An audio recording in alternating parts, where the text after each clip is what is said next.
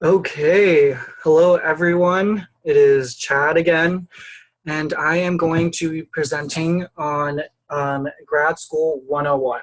So here in the Allied Health Academy, it's assumed that every single one of our members is going off to graduate school to pursue one of the 6 allied health profession tracks that we support. And from just talking to members and conversations throughout the 2 years our program has been around, there's been a lot of questions around what should one expect when they are applying and looking into graduate schools. And it's a very daunting process, and there isn't a single answer that could just kind of clear it all up, because the process of applying for graduate school is comprised of various components. And so this presentation today is going to be a very basic yet comprehensive view of what to anticipate when you apply for graduate schools. Obviously, depending on the program that you're going to be applying for, things may differ, but the information that's provided here is kind of a general foundation. So we'll get started. Okay, so in this presentation, we will cover steps into researching graduate schools, the application process, what to expect, what to know, and how to prepare for the next step of your academic career. As many of you know already, and for those who don't, my name is Chad Ngo. I am the current graduate assistant for the Allied Health Academy, and I have been the graduate assistant since January 2016. If you are watching this video after May 2017, I would have already graduated, but welcome to the Academy. And so I have myself applied for graduate school 2 rounds. So I would kind of, at this point, say that I'm pretty well versed in what you can expect and what you need to know. I applied back in 2014 as well as 2015, ended up at Cal State Fullerton. And ever since, I've been helping out my friends in their applications. So hopefully I can pass on some very valuable knowledge for you today. Okay, so the first component of Grad School Apps 101 is study. So it may seem straightforward, but you're going to need to know your school. So research your schools. And so here in the Allied Health Academy, we focus on 6 different allied health tracks: social work, public health, counseling, communicative disorders, occupational therapy, and physical therapy. At this time, our linkage programs partners are UCI, Cal State Dominguez Hills, Cal State Fullerton, Western U for health sciences, as well as Cal State Long Beach. So what you're going to want to know is that you're going to need to do your homework when you're looking into graduate programs. There are a wealth of programs out there, and all these websites, whether they're public or private schools, Cal States or UCs, will try to sell you their program. And so it makes things easier on your end if you kind of do your research, a simple Google search, and find out what focus area or what field you may want to enter. And so a tip for doing so would be to utilize search engines to look at programs and degree types. It's as quick as a Google search. You can Google Masters of Public Health, and the website will populate with a lot of information on public health. Or you can type Masters of Public Health UCs, and all the UCs who offer an MPH will show up. Same thing for all the other degrees. However, that approach can be a little tricky because there can be an overload of information. And if you've never been exposed to any of this, you may not know how to navigate that. And that's completely okay. One tip that I would recommend is to look at professional accreditation sites like the Association of Schools and Programs of Public Health and the Council on Social Worker Education websites. So every single one of these fields will have an accrediting body. What that means is that in our nation, there is one certifying agency that goes around and makes sure that all of these fields are reaching and teaching their students a certain kind of standard curriculum. And in order for a university or institution to receive accreditation, they are either annually reviewed or reviewed every few years to make sure they're meeting the criteria. This is very interesting to note. Because one, it lends legitimacy to the program that you are looking into. You only want to apply for programs that are accredited and certified. And it's another interesting spin because when it comes to pricing of university, if there is a national accrediting body accrediting all these institutions and making sure they teach the same thing, that might play into your decision-making process when it comes down to picking a school based on cost. Because if two universities are accredited by the same body, it may be in your best favor to go with the school that is more affordable, or maybe not. So, it's just another thing to consider, and that's an easy way. When you go to these websites, you can just easily search. They usually have a search function where you can search up the university, the degree type, the program. They make it very easy for you. So do your homework, do some studying, utilize search engines, and search for accreditations.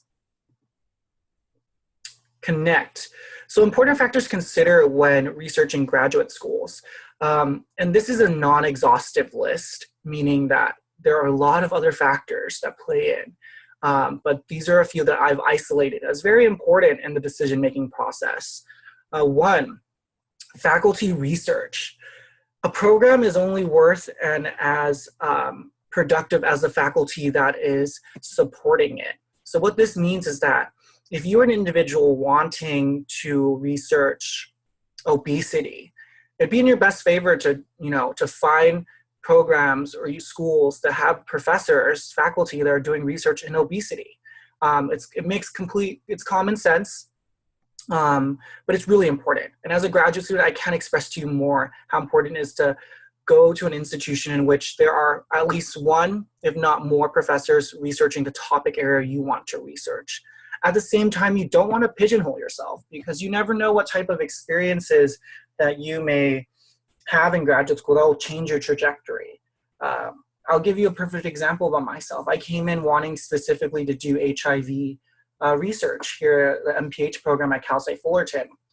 Now I'm doing research on the correctional setting. So I'm interning within the jails, doing HIV evaluation of HIV programs. A little bit different, but it's tying the two together.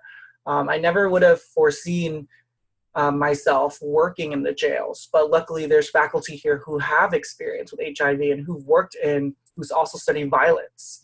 So you definitely don't want to pigeonhole yourself. You want to pick ideally a program that has a diverse faculty set, just in case you take a class, a conversation you have with a professor, or just something that happens in the world completely changes your trajectory.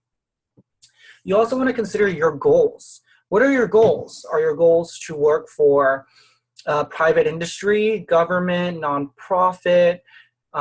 Is this where you're going to end? Is this degree going to be your terminal degree, or you pursue a PhD? You're really going to want to factor in your goals as well into choosing the school and seeing how that program can supply for you and really help you reach those goals.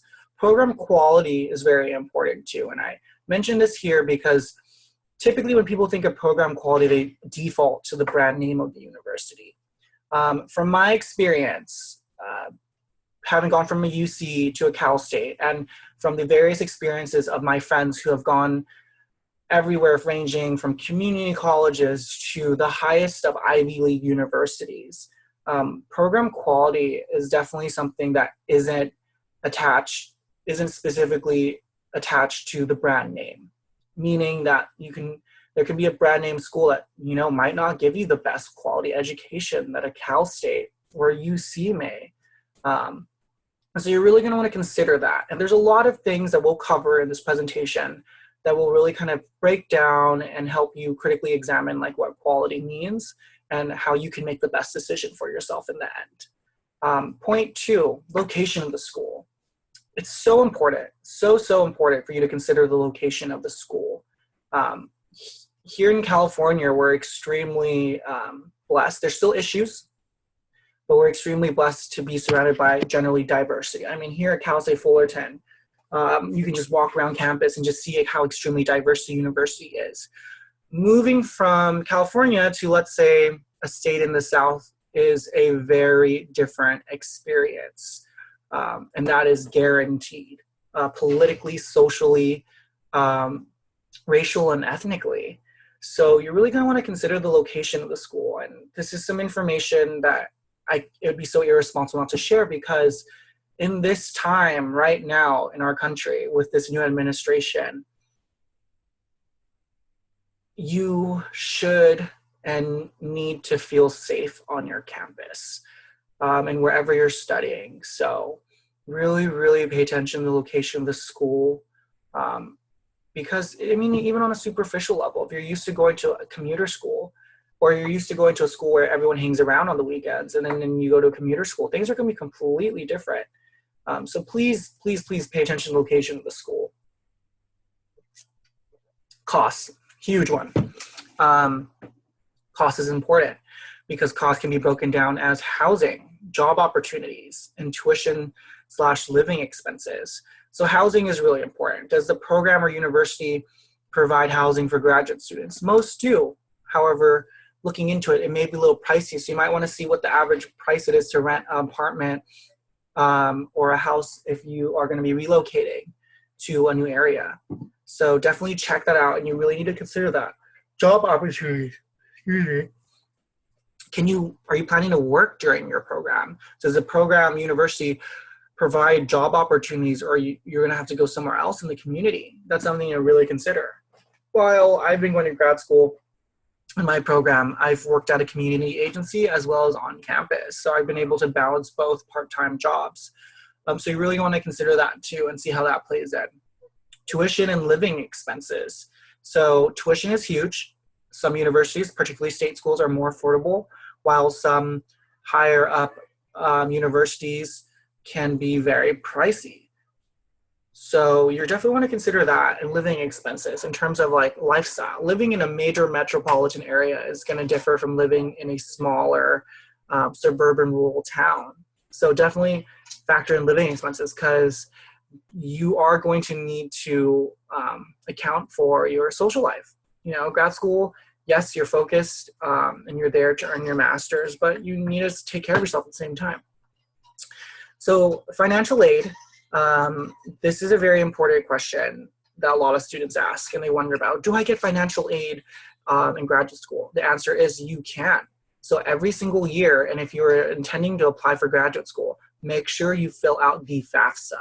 That was one thing I forgot to do, and luckily I did it last minute and they still accepted it. But if you are going to be applying for graduate school, you need to file your FAFSA. And every year that you are in grad school, you will need to renew your FAFSA. For students who are AB 540 or are covered under the DREAM Act, you may want to look in or maybe give that university's financial aid office a call to see how those funds those funds are distributed, and to get further questions answered as well. Number 5, school culture. Super important. I kind of touched on it in by talking about like living expenses in the areas that you live in and what you're used to. School culture. Is it a commuter school? Is it a school that's heavy into sports? Is the program supportive? Is it not supportive? School culture is a huge thing that people often overlook, because you are going to be committing to staying at an institution for a minimum of 2 years. You're going to want to definitely see if the culture matches yours. And I can say, and one piece of advice that I'll give is that if you're going to apply for a master's, try to aim for a university where your degree is the highest one, meaning that there's no PhD above you, that if you're pursuing an MPH, that's the highest degree. And my argument for this is that, you know, if you are pursuing the highest degree, you often have more access to all the opportunities that are provided. Because if you are competing with a PhD student, of course the PhD students, they get the opportunity. They're more trained than you. They're more versed. They're more, they have more experience. So really, really factor that in as well. And so overall, do not hesitate to connect via email or phone with their graduate school coordinator or financial aid representative. This information can be easily found on a brochure and or like the school website, the program department website. So give that a check that out. And another cool thing is ask current and former students what their experience was about. And my little trick is to just go on LinkedIn. Let's say you're looking for someone who's gone to Cal State Fullerton for their Masters of Public Health. All you have to do is go to LinkedIn, type in Cal State Fullerton Masters of Public Health, and it'll populate with all the people who are either current or former students. And generally, you can just shoot them an email, as I would encourage, and just ask them about their experience and to see what information that you can extract. And this is a perfect time or opportunity for you to also watch the Informational Interviewing 101 video, because that gives you tips on how to navigate this process. And overall, it really boils down to what's the right fit for you. Graduate school is different from undergrad in the sense where you're committing two additional years at minimum to further, develop your academic and professional persona and skill set. So you're going to be committing to this program, and so you need to make sure the program is a right fit for you, meaning that it aligns with your goals. It's a conducive environment for learning, and it offers all the support and aid that you need. So definitely, that's a really important question to ask. And explore. So you're going to want to explore all your options of schools. You can do this by making a list of schools and narrow down your choices. If possible, take a campus tour, reach out to professors, current and or past grad students. You may be surprised. Oftentimes we're very intimidated by these individuals, but you may be surprised when you reach out for help what kind of response you get. And grad apps can be expensive, so check with the financial aid office to explore fee waiver options. Your current financial aid office at the undergrad institution to see if there's fee waiver options, or reach out to those graduate programs to see if they have a fee waiver option as well. Because these applications can go anywhere from $50 minimum to up to $90. So prepare. What are you going to need? So like I mentioned before, this is a very introductory foundational view of like what you need for grad school. This is not an exhaustive list. This is obviously going to differ by program, but this is generally what is asked for. So one, you're going to need successful completion or expected completion of a bachelor's degree before enrollment. What this basically means is that you either have to be already finished with your bachelor's degree and or you will be finished by the time you apply. Or by the time you enter, my apologies. So one mix-up students get is that if you're a current fourth year or fifth year and you're going to be graduating in the next few months, can you apply for grad school? The answer is yes, as long as you meet the deadline and you have all the material and your degree is conferred before you start your program, then it's fine. So generally, you need a cumulative GPA of at least 3.0, sometimes 2.85. Sometimes university will ask for a major GPA. So this really depends on what program you're applying for. But my general golden rule of thumb is just keep your GPA above 3.0 all times. If you're over 3.0, you're generally really in the safe zone. The higher, obviously, the better. But it really depends on programs. Some competitive programs like communicative disorder, masters like common disorders, they have a minimum of 3.7. So you're gonna have to check with what the program you're applying for is. 3, a personal statement. A personal statement is typically can range from 1 page to 5 pages, double spaced, where you get a chance to talk about all your experience, to talk about who you are and flesh out and paint you as a person aside from your resume or CV. It's a way for you to lend your voice and you can tell your story of why you're applying for this degree.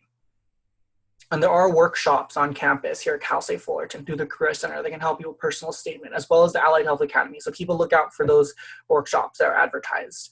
2 to 3 academic professional letters of recommendation. Typically, a program will ask for a minimum of 2 academic letters, as well as 1 from an internship coordinator and or job site. This is a great time to click over to the Letters of Rec video that I have recorded as part of this series to give you more information, insight, and how to plan that process. But just know that you will have to generally be expected to provide 3 letters, 2 to 3 letters. Being an active member of the Allied Health Academy affords you 1 academic letter. If you're an active member and you meet the deadline when we kind of send out the news that we're taking a letter of rec applications, so definitely check that out. You need a current resume and or curriculum vitae. A CV is basically an academic resume. So that's just a fancy name for it, essentially. And so programs will either ask you for a resume or curriculum vitae to be included as well. 6, official transcripts. This is, once you complete your program and have your degree, your undergrad, you will have to send an official transcript. If you're a current student, typically you just send a transcript of what you have so far, and later on you follow up once you're admitted and once you're done with school, you follow up with your official transcript. And this is just to verify your student status, your GPA or grades, and if you're graduated or not. And then of course, this isn't always required, but you may be asked to provide the GRE score. A GRE is essentially the grad school SAT. Here at the Allied Health Academy, we offer free GRE test prep if you sign up on time, so keep your eyes out for that. It's offered in fall, spring, and summer. And so the GRE, a lot of students stress out about it. My one thing that I would mention is that it's one component of the whole application process. So with that said, I wouldn't really stress too much. You should definitely try your best with this test, but just know that there's more components, more things considered. However, if the university you're applying for has a minimum score, you will need to get a minimum score if you want to be admitted. And of course, the school application form and fee. Universities typically will charge you to apply for programs, so really look out for that. And be considerate of that applying for many schools can rack up a really large bill. That's why I recommend typically just applying for 4 to 5 schools. So overall, don't be intimidated. I mean, you've already started this whole process by making yourself a stronger candidate by being an AHA. If you don't have work experience already, this is a perfect time for you to accumulate it during your time here in our program through the internships that we offer, volunteer experiences, and research as well. And importantly, you're going to need to know yourself. And I include this little pictogram because it really illustrates the 3 components of the things that are very important when it comes to making this decision. You're going to have to ask yourself what you love. What do you love to do? What brings joy to you, right? What brings you just genuine joy? What you do well. So what have you been told by other people that you do well? What do you know about yourself that you do well? And what the world needs. And so you're going to need to find ideally a position or program that kind of, on a career field that really kind of hits the center of that, where all 3 of these spheres intersect. And you can find complete joy with that. And so I've included links to our linkage programs. Cal State Fullerton, there's a Master's of Public Health, Master's of Social Work, Master's of Counseling, Master's of Communicative Disorders, Doctorate of Physical Therapy at Western U. Cal State Dominguez Hills, Master of Occupational Therapy. UCI is a Master's of Public Health. And at Cal State Long Beach, we are linked with the Master's of Social Work program. And so apply. Remember all school deadlines. You're going to want to write them down, because if you forget them, then you're going to have to wait till the next application cycle. Plan way ahead. Don't wait till the last minute to do this. Stay organized. Keep track of requirements in a spreadsheet or notebook. We will actually be providing a spreadsheet for grad school apps on our Titanium page, so look out for that. You're going to want to notify your letter of rec writers way ahead of time. This is a great time to jump over to the letters of rec video. And utilizing the Writing Center for personal statements and possible mock interviews, which is through the Career Center. So mock interviews, some programs may want to interview you, and the Career Center here on campus actually offers a resource where they can hold a mock interview. And if the school is rolling basis, apply early. Rolling basis acceptance means that the school university admits as they get applications. This typically you'll see more with PT programs opposed to the other programs, and maybe OT as well. But if the school does list it's rolling, you want to get your application in as early as possible. And do not be afraid to ask for help. Good luck, you can do this. So here's a very simple timeline for applying for grad school. Basically, your junior year should be identifying and looking out for opportunities. Your senior year, that's when you should sign up for the GRE, start asking a letter of rec writers, start preparing your resume and all the other documents, and take the GRE, of course, and submit all appropriate forms. And generally, your spring semester will be a waiting game. Now you're waiting on a response. You're seeing when they reply, filling out your FAFSA before the due date, and finish your undergraduate program. Keep up those grades. And of course, once you're accepted, there's a whole procedure to do that and next steps. Overall, don't let this process be daunting. Don't let it be intimidating. Don't let it scare you. If you have any questions, you can feel free to contact me. My name is Chad Ngo once again. I'm the MPH student/graduate assistant here at the Allied Health Academy, and thank you for watching.